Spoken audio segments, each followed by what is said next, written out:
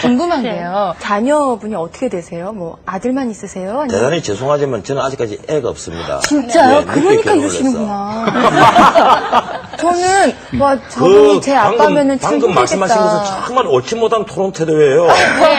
무슨 그런 말씀을 하십니까? 아니, 남의 가족사를 들어서 그래서 그렇구나라든지.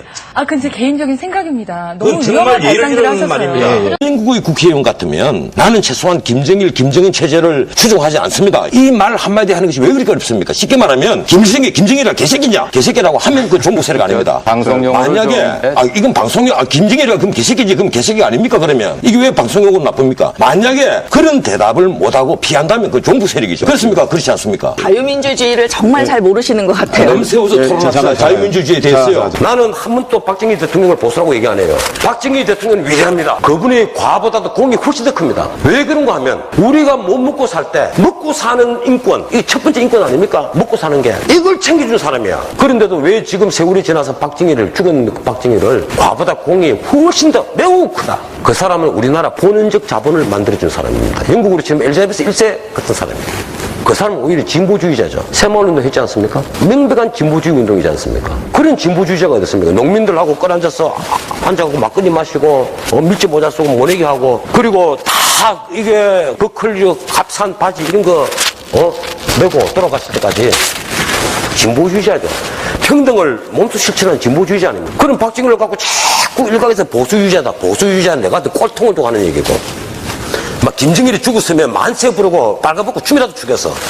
이런 사람을 보수주의자라고 그러고 박정희는 보수주의자 아닙니다. 지금 북한의 100만이 넘는 군대를 막을 수 있다 이렇게 생각합니까? 점차 줄여나가는 거죠. 제가 감히 말씀드리면요. 지금 같은 우리나라 안보 위기에서 30만 군으로 정예화가 충분히 가능하다. 이 얘기는 바로 명백한 포퓰리즘입니다. 그렇다고 해서 남지사처럼 거기에다가 더 엎친 데 덮친 격으로 모병제를 하겠다고 하면 어떻게 되겠어요? 좋습니다. 한 달에 봉급을 얼마씩 주겠다는 겁니다. 200만 원 정도는 줘야 됩니다. 200만 원만 주면 병사들 구름처럼 몰려올 것이다. 구름처럼 몰려오진 않죠. 그럼요. 정책적인 뒷받침이 필요합니다. 여기 들어오게 되면 대학도 갈 수 있게 해주고요. 직업교육도 받게 해주고요. 예. 아니 웃으시는데요. 저는 정말 진지한 이 고민을 얘기를 한 겁니다. 이 시청자가 판단하겠죠. 그렇습니다. 예. 알겠습니다. 시청자가 판단할 겁니다. 약 10년 6개월의 군복무를 마치고 전역한 전원책 변호사는 변호사 개업을 한 후 변호사로 본격적인 활동을 시작하게 됩니다. 그는 해박한 인문학 지식으로 깊이 있는 논박으로 유명했고 법률가 출신으로 법학은 기본이고 해박한 정치, 역사, 문화, 경제, 철학, 군사학 등의 넓은 분야에 대해 지식을 바탕으로 논리를 갖춰 주장했기 때문에 상당히 설득력을 발휘하는 논객이기도 했습니다. 특히 육군 중령 출신으로 예편한 그가 다른 패널들과 군과 관련한 주제로 논쟁을 벌일 때는 비록 강한 어조였지만 대부분 맞는 말만 해서 시청자들과 네티즌들에게 찬사를 받았습니다. 그중 군과 관련한 유명한 일화로는 쉽게 말해서 김일성이 김정일이 개새끼라고 말하지 못하면 종북 세력이다라는 명언을 남겼습니다. 원래 지상파 방송에서 이런 비속어를 사용하게 되면 방송 심의에 경고 조치를 바로 받게 되지만 방송통신심의위원회는 김정일 개새끼는 맞는 말이기 때문에 욕이 아니라고 심사했습니다. 당시 권혁부 방송통신심의위원회 부위원장은 이 발언에 문제가 없다고 판단해서 문제없음으로 결론을 내렸습니다. 하지만 이 내용이 방송으로 나간 후 수많은 종북 세력들이 전원책 변호사에 대한 비판을 하게 되었고 전원책 변호사는 이에 곧바로 종북 세력들에게 바로 카운터 펀치를 날립니다. 나를 비판하는 건 상관없지만 내 말의 취지를 왜곡하면 안 되겠지요. 내 말은 종북으로 의심받는 분들이 왜 명백히 북한 체제를 추종하지 않는다고 하지 못하는가? 김정일, 김정은에 대한 태도를 밝혀라는 것입니다. 이는 사상의 자유와는 다른 문제입니다. 그 이유는 김일성, 김정일, 김정은은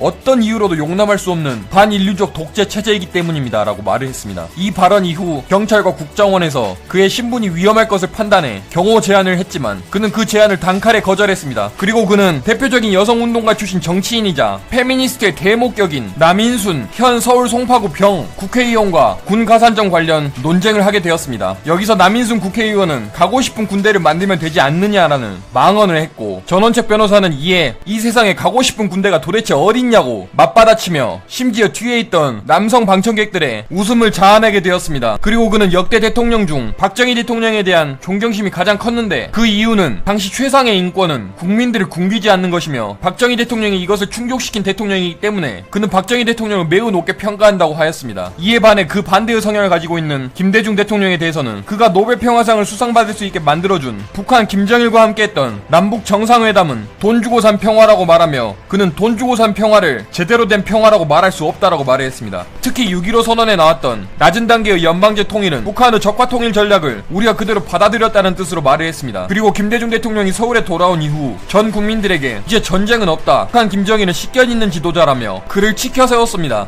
또 북한은 핵을 개발하지도 않을 것이고 핵을 개발할 의사도 없고 능력도 없다라고 말을 했습니다. 만약에 북한이 핵을 개발하면 내가 책임지겠다라고 말을 했지만 2006년도에 북한은 핵실험을 하며 전 세계 11,000화의 핵을 보유하고 있다는 사실을 공표했습니다. 그리고 제2차 연평해전 때 북한군과 싸우다 전사한 우리 국군 장병 6명의 연결식이 열린 날에 그는 2002 한일 월드컵 브라질과 독일의 결승전을 보기 위해 일본 도쿄에 넘어가 연결식에 참석하지 않았습니다. 전원책 변호사는 본인이 대통령이었다면 정말 상상할 수도 없다는 말을 했습니다. 전원책 변호사는 강한 어투와 어조를 사용하기 때문에 그를 잘 모르는 사람들은 처음에 그에게 거부감을 나타낼 수 있으나 그가 했던 발언 하나하나를 다 들어보면 거의 다 맞는 말입니다. 그리고 그는 누구보다도 더 대한민국을 사랑하고 특히 대한민국 국군의 안보를 항상 걱정하고 더욱더 강한 군대를 육성하여 북한을 깨부시자는 생각을 가지고 있는 진정한 군인이자 애국자이기 때문에 그에 대한 영상을 제작하게 되었습니다. 오늘 영상 시청해주셔서 감사드리고 다음번에도 또 수준 높은 영상으로 찾아뵙겠습니다. 감사합니다.